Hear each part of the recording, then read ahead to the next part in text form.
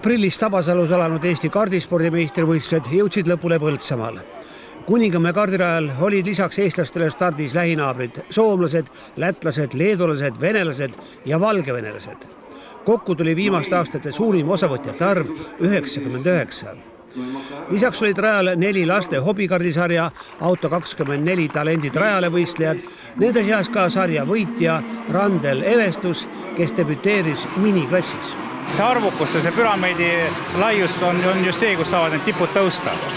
Et loomulikult kõik ei mahu poodiumile, aga mida rohkem on uusi tulijaid, nagu ka seekord on päris palju uusi sõitjaid, lisaks väliskülalistele. Et nemad on need, kes meil järgmistel aastatel hakkavad tulemust tegema.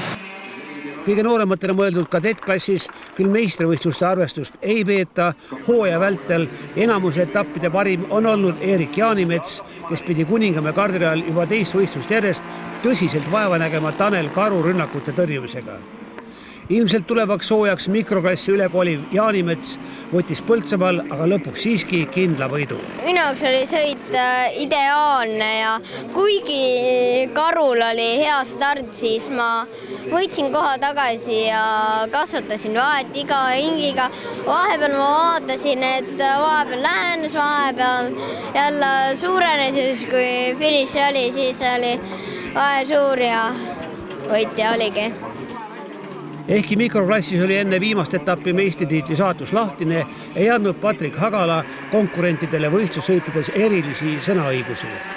Hagala võitis Põltsamaa etapi tiimikaaslase Oskar Algrees ning tuli sellega esimest korda Eesti meistriks. Stardis sain teiseks ja siis tuli Ken Oskar Algrees tuli veel mööda ja jäin kolmandaks. Ja siis, kui ma läksin Ken Oskar Algrees mööda, siis ma hakkasin püüdma Toomas Tolzermannist. Kuidas sul stardipositsioon oli? 3. Väga lihtne ei olnud sul selles suhtes? Ei olnud. Aga kui hooajale tagasi vaatad, siis milline sõit sul kõige parem välja tuli? Ma arvan, et siin Põltsamaal. Hooaja arvestuses lõpetas teise kohaga Oskar Männamets ning 3. oli Mark Dubnitski. Põltsamaal debüteerisid ka 2 talendid rajale kasvandikku, Martin Ojapõld ja Joosep Planken, kes näitasid head kiirust ning stabiilsust. Muuseas ka värskelt Eesti meistriks kroonitud Hagala alustas oma sõitjakarjääri just talendid rajale sarjast. Klassis mini võidutses Põltsamaal kindlalt Rimmo Kadapik. Tema põhikonkurent tiitlile Paul Aron oli eelfinaalis 4. ning finaalis alles 5. Kadapikul oli võit Põltsamaal hooaja 5. Eelmise hooaja meister Aron suutis aga võita vaid 2 etappi. Meil oli tähtis, et mina oleksin nagu eespool kui Paul, et Eesti meistritiitel võita. Meil oli Karliga kokku lepitud, et me lähme kohe nagu alguse sees sõidame ära, et ei hakka omavahel kohti vahetama. Ja et lõpus hakkame nagu vahetama kohti, et eest ära saada teistelt, et oleks lihtsam. Minu arust oli see hooaeg väga hea, et konkurents oli mini 60 väga hea. Kõik olid nagu üsna kiired siin. Kuidas sul järgmine aasta on? Kas saad juba klassi vahetada või seda veel mini? Mini sõidan vist. Siis tiitli kaitsmine? Üritaks tiitli koju tuua järgmine aasta. Hooaja kokkuvõttes tuli 3. stabiilselt sõitnud Jan Kalmet. Üritasin lihtsalt, et särg minu taga oleks, et ta nagu punktidega eest ära ei läheks, et prooviks lihtsalt rahulikult sõita ja läks nii nagu läks ja läks hästi. No, Rimmo ja Karl Markus tegid seal ees, oli ise kokku leppinud, et tuleks Rimmole see võita ära, et selline, kuidas öelda, siis kokkulepete mäng teil oli siin? Ei, me ei leppinud küll midagi kokku, aga nagu tõsine võistlus oli ja selles mõttes oli hästi kõik. Nagu siin täna ka Põltsamaal 3. koht, siis kokkuvõttes ka poodiumil?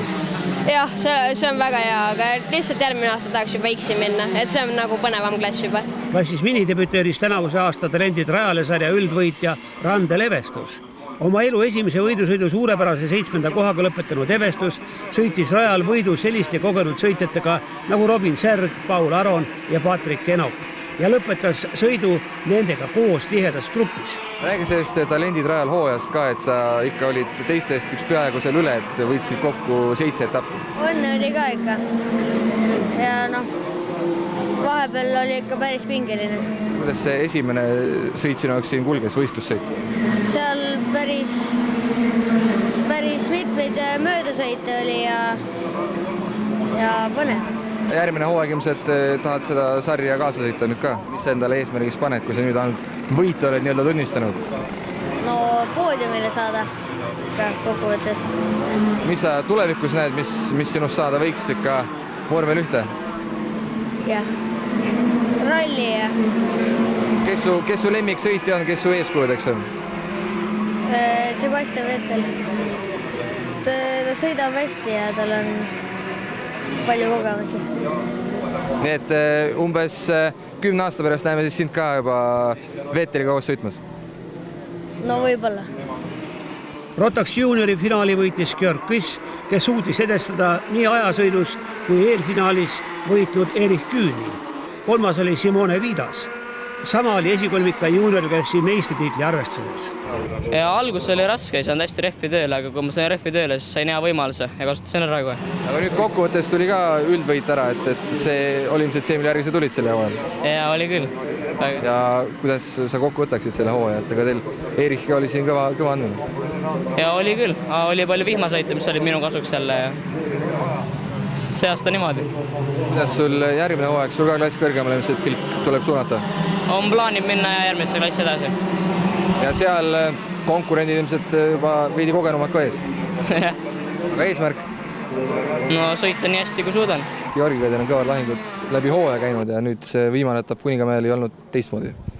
Ei olnud tõesti teistmoodi, mina küll arvasin, et võin Kuivaga ära võita, et tavaliselt on minu meelest juba mingi 6 etappi vähemalt olnud Eestikaid nagu olnud vihmaga, et see vihmaga on kindlasti Georg tugevam, aga Kuivaga mul on ikka treeningutel vahepeal olnud kiirem ja vahepeal tema, et siis me oleme suht võrdsed, et ma lootsin, et ma võidaks ikka selle etapi ära, aga lõpus oli ta ikka parem.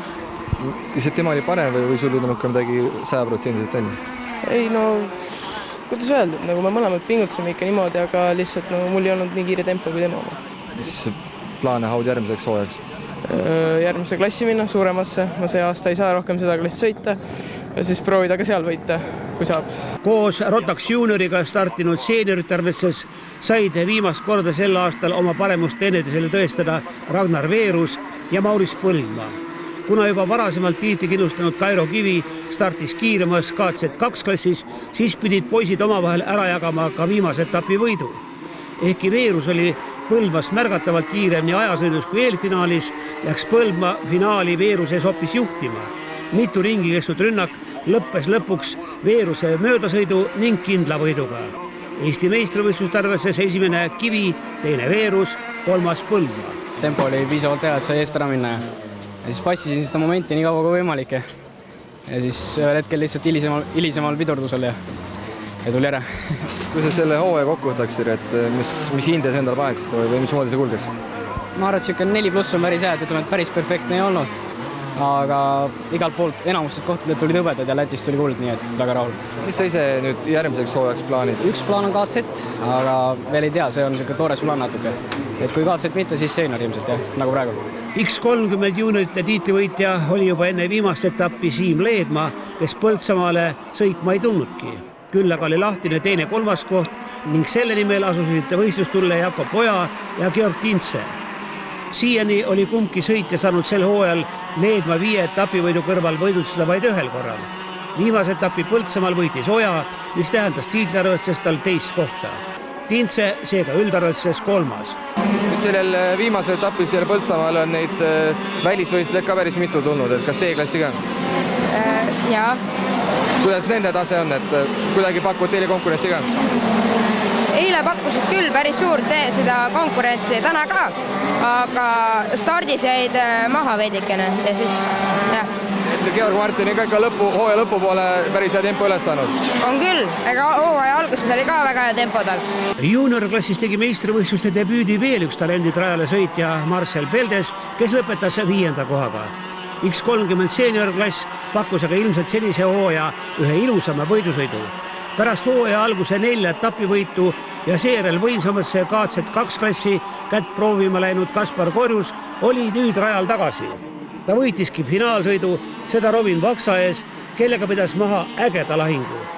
Meistritiitli teenis siiski Vaks, teine oli Gregor Jeets ja 3. Kaspar Korjus. Ma räägin nüüd lähemalt sellest MM-i püüdlusest ka, et tahad sinna ikkagi peale saada, oled saanud ka juba? No kindlasti tahaks seal head tulemus saavutada, aga kuna seal on 120 sõitjad, siis saab kindlasti raskeks. Mis klassist osa võtad? X30 seenior. Et sinu jaoks ka siis esmakordne kogemus seal? Jaa, ei ole varem X30 välismaal sõitnud. Et selles suhtes kohe alguses esimene proovimine väga suurel kõrgetasemesel võistlusel. Ja võib nii öelda. Mis eesmärgid sul on siis seal? Võiks B-finaali saada. Ja Eesti meistrivõistlustel läks sul ka hästi kokkuvõttes? Ja kõik võistlused, mis ma olen sõitnud, on edukalt läbitud. Ja proovisid KZ-i ka kätt? Ja, no vot, see on vähe raskem nüüd. See on juba 6-käiguline ja sellega peab omamoodi oskama sõita ja selle vajab natuke harjumist. Kaspariga on ikka kandadel raske püsida? No enne nii-öelda hooaja algul oli hea, suhteliselt raske, aga nüüd olen kuidagi niisugust kiirust leidnud ja on täitsa positiivne, olen rahul. Kui see aasta nüüd see üks täispikk hooaeg esimene läks väga hästi, et siis kuidas edasi? Ja ei hooajaga olen siiamaani olen väga rahul ja kohe on lõppemas ka. Veel on paar üks sõit Euroopas ja maailmameistrivõistlused, aga ja järgmine hooaeg veel parem, veel kiiremini. MM-il, mis mõttega sinna peale lähed, ikkagi väga suur võistlus? Kuna mul varem pole käinud, siis kogemus ja kõik on suht vähe. Aga muidugi annan endast parim ja üritan Kaspari tuules püsida võimalik. TD2-klassi võit läks lätlasele Ernest Weismanisele, teine oli Jan-Markus Kõõra ja kolmas Masters-klassis juba tiitli kindlustanud Priit Sei. Järgmisel hooajal on Masters-klassi tulevik lahtine ja nii proovis Sei kätt koos noorematega võisteldes. Noored on kiired ja poolfinaalis tehti mulle kohe selgeks, kui mind põllu peale saadeti. Aga ei tore, selles mõttes noori on rohkem ja kindlasti noorte huvitavam sõita. Et mis järgmine aasta saab, eks seda näis, et kui Mastersit enam ei ole, siis tulebki lihtsalt noortega sõitma hakata ja täna ma näitasin, et ma suudan nende tempos püsida, et kõik on võimalik. Konkurents on kannustav edasi jõud ja noorte koos sõita lähed ise ka nooremaks? Absoluutselt, et jah, ma ütlen, et noorte konkurents on kõva ja midagi teha ei ole, et kõik on väga hea ja tore, saab võidu sõita. Kiiremas KZ2-klassis näidati Põltsamaa tribüünidele kogenud publikule kõrget taset. Stardis oli koguni 17 sõitjat ning eelfinaalis suutis oma paramuse paks panna Sten Piirimägi. Praegu on nii meeletult pikk nimekiri KZ2-s, et 1/10 võib juba Eestis maksta sulle 3, 4, 5 kohta. Soomlased lisaks leedukatele lätlastele seda nimekirja siin inustavad? Ja see on väga tore, et on kohale tuldud ja et nähakse ka, et Eestis on häid sõitjaid, et tullakse või on vähemalt austust, et tulla võistlema siin. Finaalis pani oma taseme maksma soomlane CRG tehasetiimi sõitja Simo Puhaka, kes võitis sõidu. Piirimägi kaotas talle 2 sekundit ja kolmas oli leedulane Paulius Paskevitsus. Eesti meistriks tuli Piirimägi, tema järel teine ja kolmas Mark-Ville Moor ning Marja Vendla. Maailma taseme sõitmine on sulle ka siis kogemust juurde olnud? Ja maailmas on meeletult kogemust juurde, et Eestis on üldjuhul pidamine hästi halb ja Euroopas on siis vastupidiselt meeletult hea ja need 3 trennipäeva seal enne võistlusi andsid nii meeletu kogemuse, et tunnen ennast kindlasti kindlamini kui enne. Kui sa tahadki välja murda ja kardispordis või mõnes muus mootorispordialas ilma teha, et siis tulebki sinna välja minna ja ütled, et siin on pikk stardirivi, siis seal sa võid selle korrutada veel mõne arvuga. Ja kui meil keskelt läbi Eestis on 10 sõitjat KZ2, siis seal on 90 rohkem, see on 90.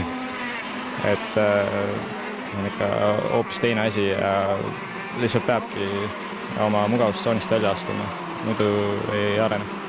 Kas kardiliit kuidagi on juba pilgu pööranud 2017. aastasse? Mis puudub sportlaste personaalselt saavutusi, siis kardiliidul siin on väga palju kaasa aidata võimalik ei ole.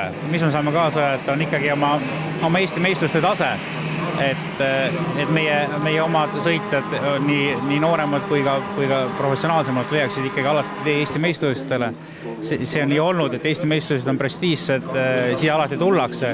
Et see on kindlasti üks asi, mida me tahame veelgi, mitte mingil juhul kaotada seda prestiisi ja võib-olla kui võimalik seda veel natuke tõsta. Et kindlasti järgmisel aastal kardiliit loodab veelgi teha sammuks edasi korraldustaseme juures ja loodame, et Eesti meistrustest saavad olema veelgi konkurentsitihedamad.